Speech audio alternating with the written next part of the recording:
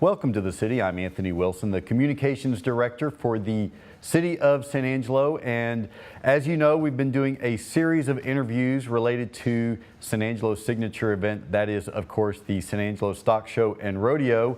And one of sort of the kickoffs of the Stock Show and Rodeo each year for the past 16 years has been the trail ride. And so here to talk about the trail ride today, we have Len Donahoe. He is the committee chairman of the trail ride, and his trail boss, Charlie Bowers. Gentlemen, thanks for being with us. Thank you. Appreciate having us. So Len, you started this event, the trail ride, 16 years ago.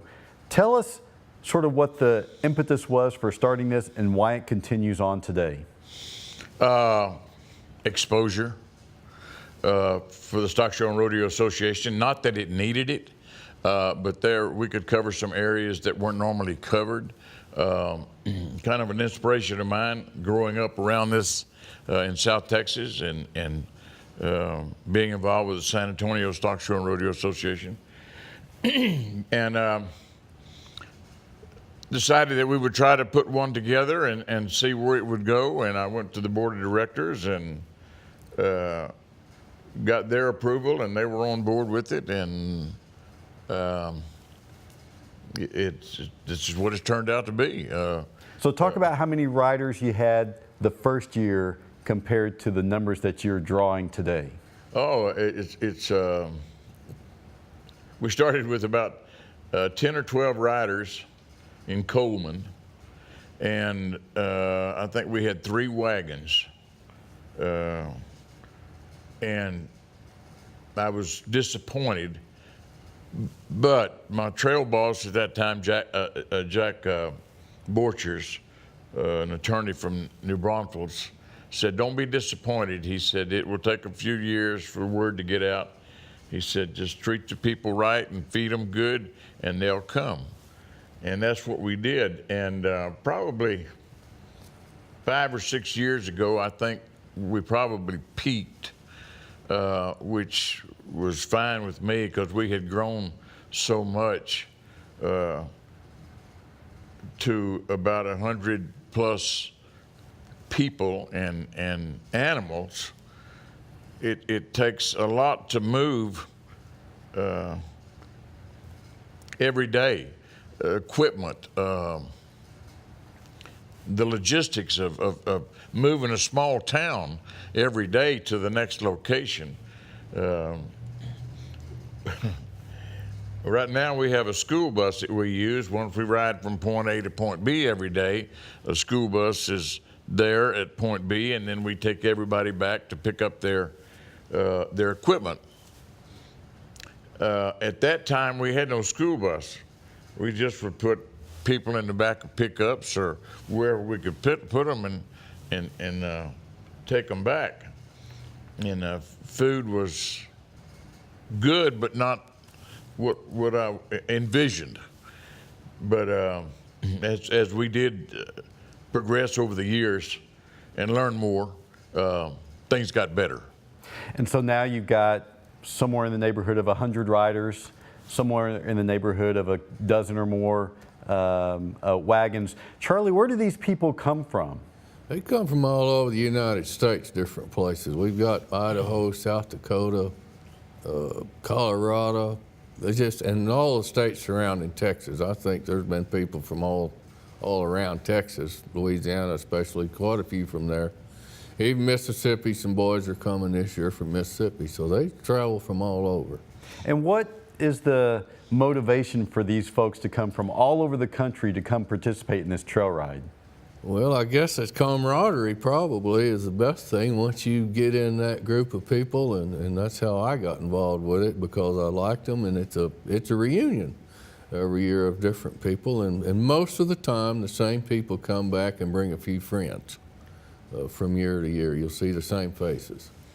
So Charlie, Len, I know the first year you were hoping to have a ride coming from Coleman to San Angelo and also one from Sonora to San Angelo. No one signed up for the Sonora ride, and you explained to me in retrospect there was a very good reason for that. Nobody wants to ride north in the winter. If you're starting the south and you're headed north and one of these cold northers come in, it can get mighty cold sitting in the saddle of a horse. I know, I did it. I used to try to ride some every day. In the 4th year, I think it was, I rode every mile. And we started somewhere around Abilene that year. But I found out real quick that you can't be in charge of one of these things and try to run it from the back of a horse. There are just too many outside things going on, making sure things are in place when we get, as we travel along. I lost my phone that year, and then we really were lost, you know. So it was so after about the 5th year, I stepped off the horse and got in that red pickup of mine, and it was a whole lot easier to control things from there than it was from the back of a horse. So every year, the route changes, and you start off in point A, and you end up in San Angelo the day before the parade, which is the first Saturday of the stock show and rodeo, and then you guys ride in the parade. So tell us about this year's route. Where are you beginning this year, and what route will you be taking to San Angelo? Let me step back a little bit. About 7 or 8 years ago, we had a girl almost get run over on the highway. We used to come down the highways, use the highway system to get from point A to point B and to San Angelo. And the oil field traffic was so heavy and there were so many trucks running up and down the road. I was so afraid that someone. So I envisioned going from ranch, starting on ranches, and going from ranch to ranch to ranch, until, and then I thought, we can't do that. That's going to be awful hard to get everybody's permission and the insurance and liability, and I knew how the dealing with the board of directors was going to be, and what that was going to, how we could deal with that situation. But I knew someone that knew the ranch manager of the Spade Ranch, which is in Mitchell County, and I don't know how many sections they have, but 120,000 acres. yeah. And so I called Steve White and I told him what I was wanting to do. And he said, yeah. He said, you guys come on up. He said, I'd love to have you. And that's about twice as fast as he talks. And so we made a trip up there, made several trips, and met him, and he took us not all over the ranch, but a lot of the ranch, and he said, you could start here and progress, and it was about 15 or so miles from where we started to where we would go out of the ranch. And I said, well, whose place is that? And he told me. So we made that contact and said, could we?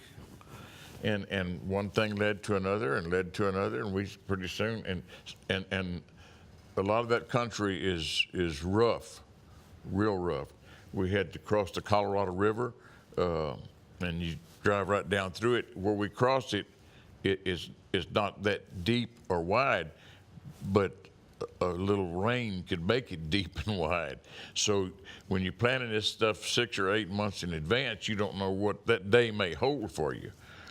But So does the ride now begin in Mitchell County and make its way across ranch land to San Angelo? we did 2 years up there, and we came across the divide there in Sterling City where the windmills are.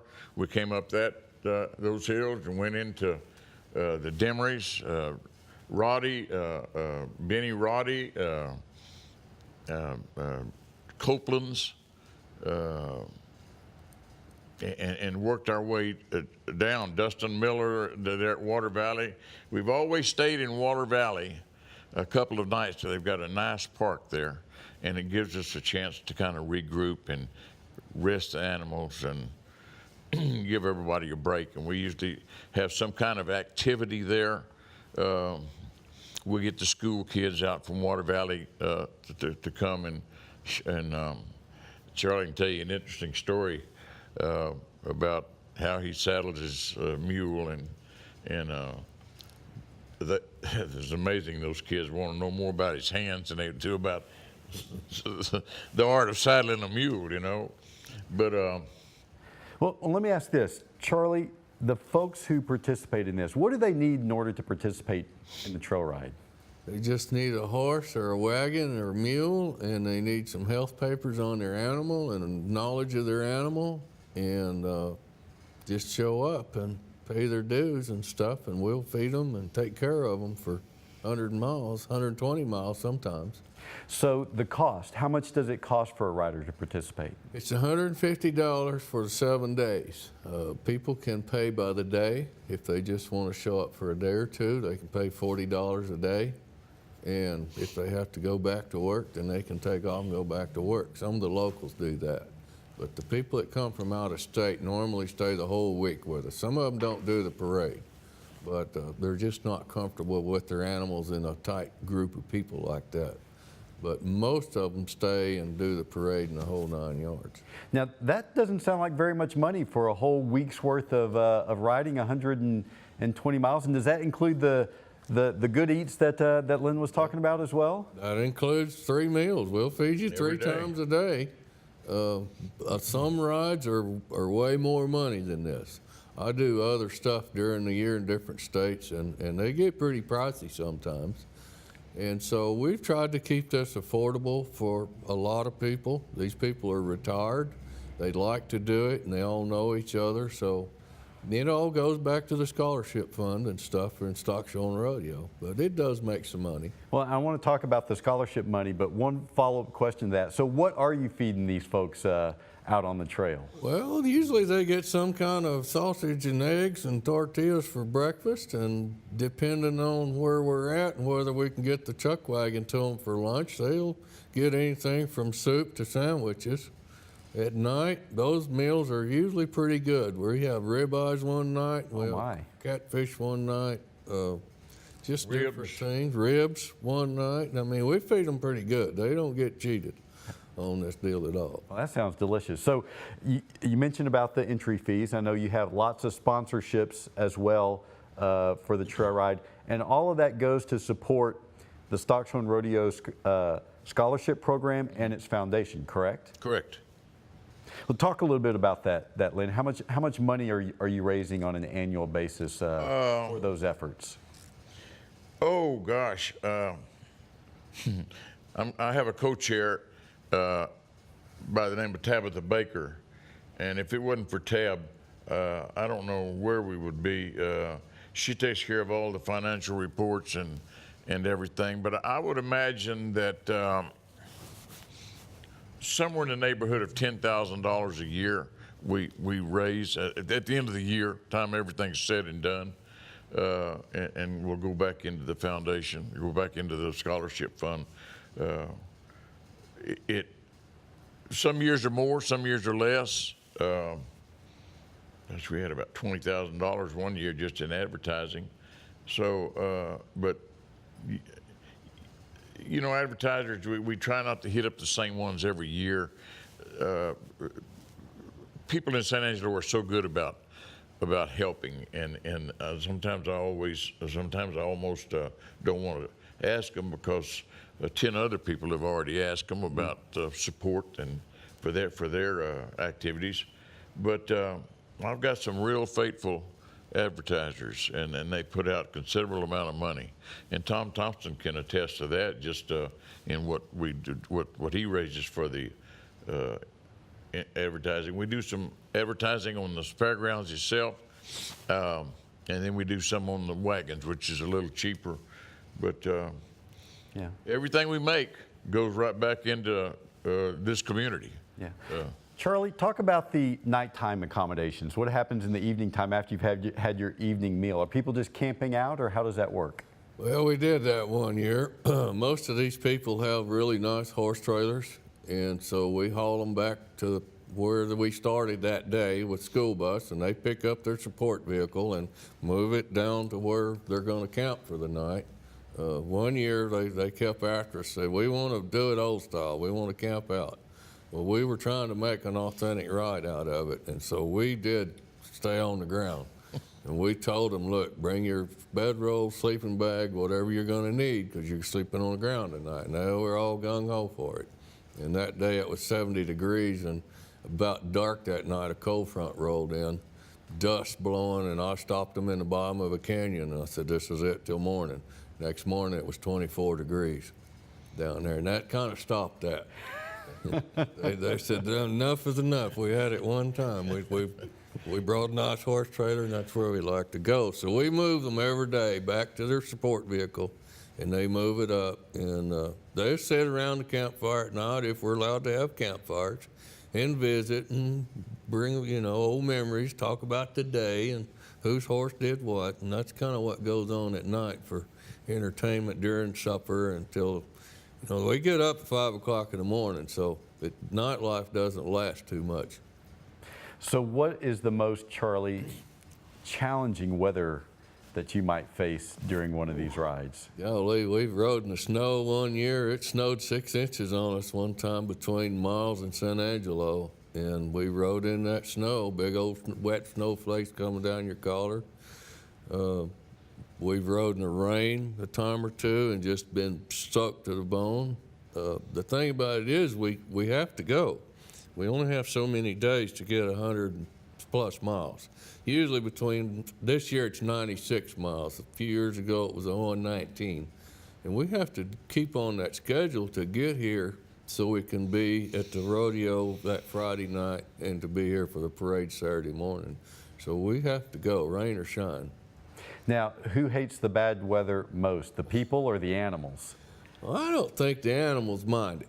I really don't. Most of these animals they've been outside. Of course, some of the ladies bring blankets for their horses and stuff like that, and that's okay. But these animals, they come from up north. A lot of them got 3-inch hair on them when they get here, and they've been in the cold, and they don't mind it. They hate the heat. When we get one of those 85-degree days here, worse than they do the cold, I think. But people, sometimes you'll have a rider that just can't go that day, they're too cold or whatever, and they'll stay and trailer up and won't ride that day. They'll move with the school bus. So here's a question I'd like each of you to ask. What's the most enjoyable part of the experience of a trail ride? The people. People like Joe Howard and I can't think of names right offhand, but Joe Howard, the former PRCA cowboy that qualified for 3 NFRs, you'd never know it. Great Christian man, comes, he's been every year. He's in his 80s now, and sit down and talk to him and hear some of the stories that he has to tell, the friends you make. And now with Facebook and some of the other social medias, it's easy to keep up with them through the year, and not just a once-a-year deal. It's amazing. The things that people have been through, and to hear their story, to me, that's what it is, the friendships. Yeah, Charlie? I like opening day when everybody's gathering up for registration. I usually saddle my horse and I ride around and see who's there and how I'm going to place the wagons in the ride and what I've got, and just meet everybody and see them. Some of them you haven't seen in a year. So I really like that opening day and everybody gathering up for the first time. So if folks are watching this and they're intrigued enough to want to participate in the ride, either a day or two or the length of the ride, how do they go about doing that? Well, they can contact the Stock Show and Rodeo website. SanAngeloRodeo.com. And scroll over to events and down to trail ride, and all the information is right there. The entry forms, the rules, everything they would need, or to contact one of us if they're local people.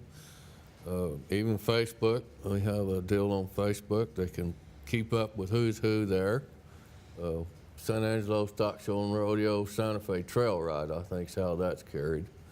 on there, and that's how they can catch up with us and get the directions to get to the ranch and each day where they can catch up with us at. It's all listed in a brochure that we print out and try to get it mailed out by October every year so they can plan for it. So, oh, go ahead, Lynn. I have people every year that ask me, says, are you still doing the wagon train? And I said, yes. He said, man, I'd love to come out and ride, but I don't have a horse. I said, well, you don't need a horse. I said, we usually have 15 to 25 wagons, and those people love to have company. And if you want to come out and ride a half a day in a wagon and have lunch with us, I'll make sure you get back to your vehicle. I don't want anybody to feel like that they can't do this, because there's nothing to it. It's easy, and you get to see and do things that a lot of people don't ever get to see and do. This is not done anymore, not like we do it. Charlie mentioned the brochure. We put out about a 6-page brochure that lists a lot of information, has a lot of information in it. But one of the things that I do put in there in the letter that I write every year is this is not a ride for everybody, and this is across rough country like they did it 150 years ago.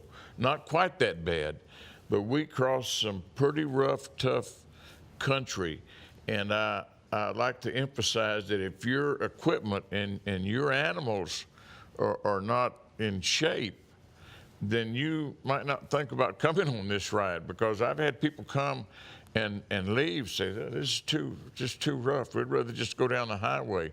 And I can appreciate that too.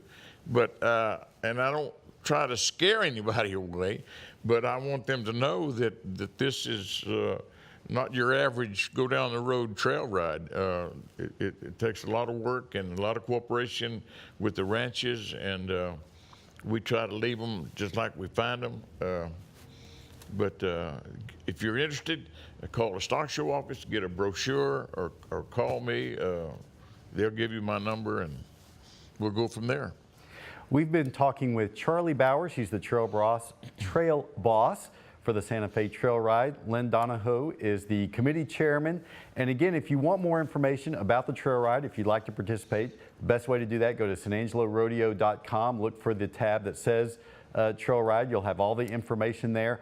And if you just want to see them, make sure you're there for the first Saturday of the Stock Show and Rodeo. They'll be part of the parade. And we hope you'll join us for the next episode of The City.